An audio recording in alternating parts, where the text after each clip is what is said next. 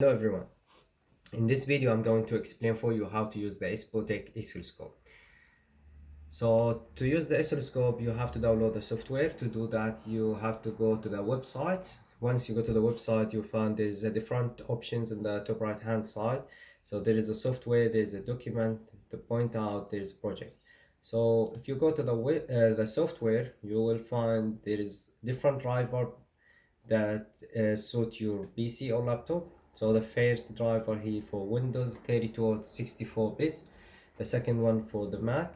So if I go to the first option, I found there is the software or the driver. Once I click on it, it will show me where I'm going to save this software. Okay,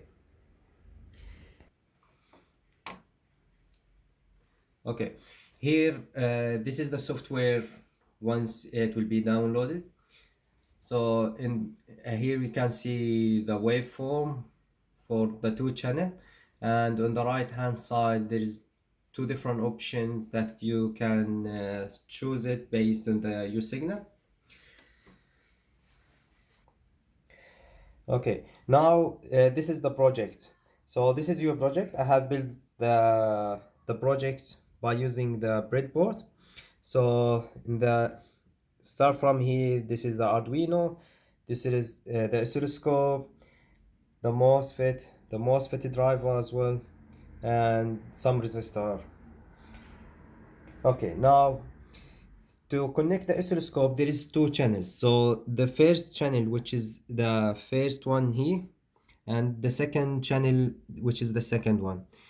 Now, to connect and test the circuit, you have to connect the USB with your laptop. Now, there's something very important, which is how to calibrate this oscilloscope. To do the calibration, I'll go back for the screen to show you. Okay, in the screen, you go to the oscilloscope. There is one button for the calibration. Once you press in the calibration, okay, it will ask you to disconnect like everything that connect with your project. Okay, already like the project is turned off. Now, okay, so the first step in the calibration, they need to like the oscilloscope need to calibrate like the ground or the reference. To do that, you need to connect the two channel with the outer shield of the USB. Okay, so I take this channel 1 and channel 2, I just connected with the outer shield. Now once it's connected like this, I press OK.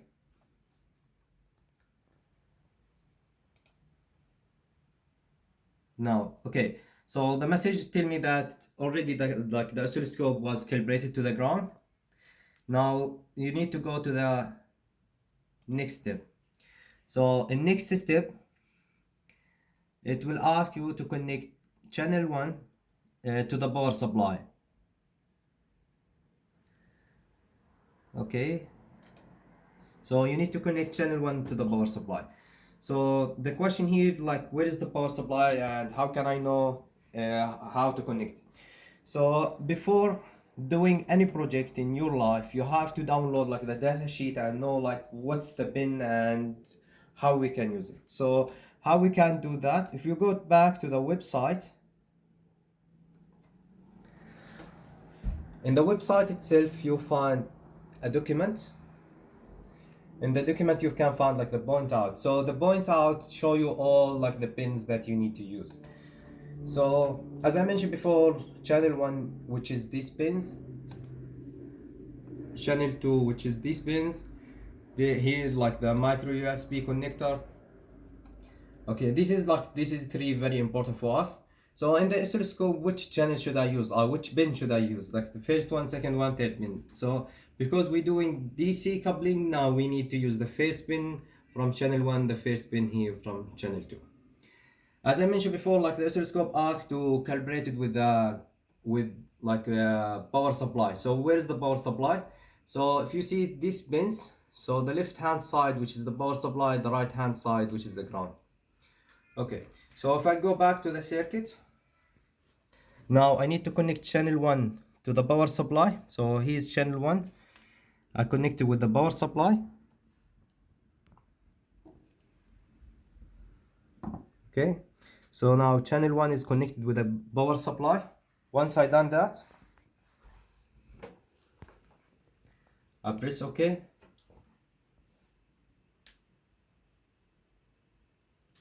Now the software tell me like everything is okay. Now the oscilloscope was calibrated. Okay, now I need to do a test to see like the waveform. So if I go to connect like the first channel with the PWM signal 1, channel 2 with PWM signal 2. Okay, now the circuit is okay. If I run the circuit,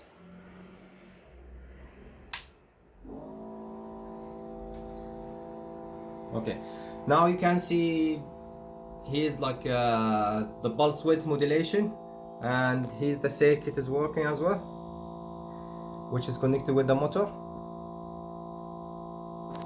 Okay, now so how can I play with the waveform? So if you see here, I have channel 1 and channel 2.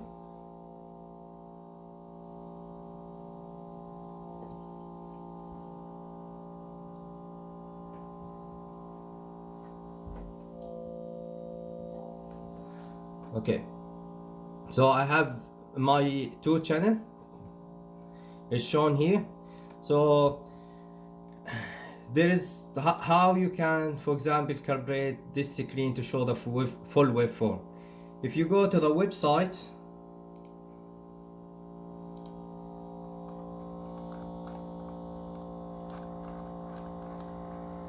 okay, there's a shortcut. So this shortcut, it tell you how to play with the screen. For example, if I need to take, for example, screenshot, I press C. If I need to take screenshot for channel 2, I press V, and so on. So if I need to make zoom in or zoom out, I just play with the mouse, with the wheel of the mouse. Okay, if I go back for the screen, so you can see that the maximum I can zoom out, the voltage will be 20 volt. But if you see that the waveform is out of the range, so I can change here some values. For example, I go to channel 2. So if I need to make this waveform multiplied by 5, if you see now the waveform is just compressed, which is mean that any signal will be read here. For example, this is the value now is 5. Now you have to multiply this value by 5 again. That means the output voltage in this case, which is 25 volts. I can do that for channel 1 as well. Okay, so now if you see that channel 1 as well is just compressed. If you see that the waveform is not stable, like just the waveform just keep like moving. So if I press in trigger, okay, so if I press in the trigger, now I can select like the trigger that make the signal will stop if it's stable. So this is the waveform now that I have. Okay, now if I need to take these values, I can press, for example, C. So if I press C, I can save the waveform or the data. For example, I need to save it in the desktop. Okay, so demo 1, for example, save. Okay, if I found desktop, so this is the values or the the values that I have.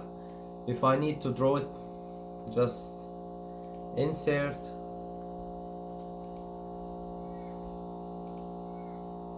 or maybe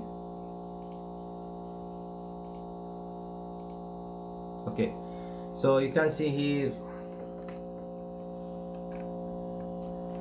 I can just draw it in different ways.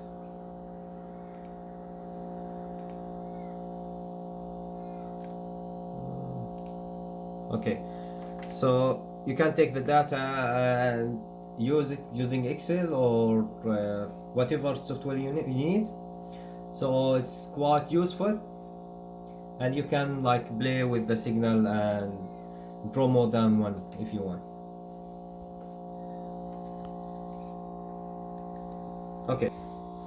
Okay, one tip which is very important, which is if you need to make screenshots for the waveform, you can press in pause. So now like the waveform will be paused, then you can take the screenshot.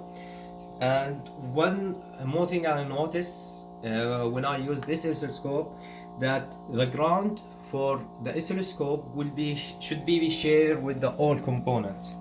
So this is what I did here. If you see here, this is the second pin, this is the power supply, and the second one, which is the ground.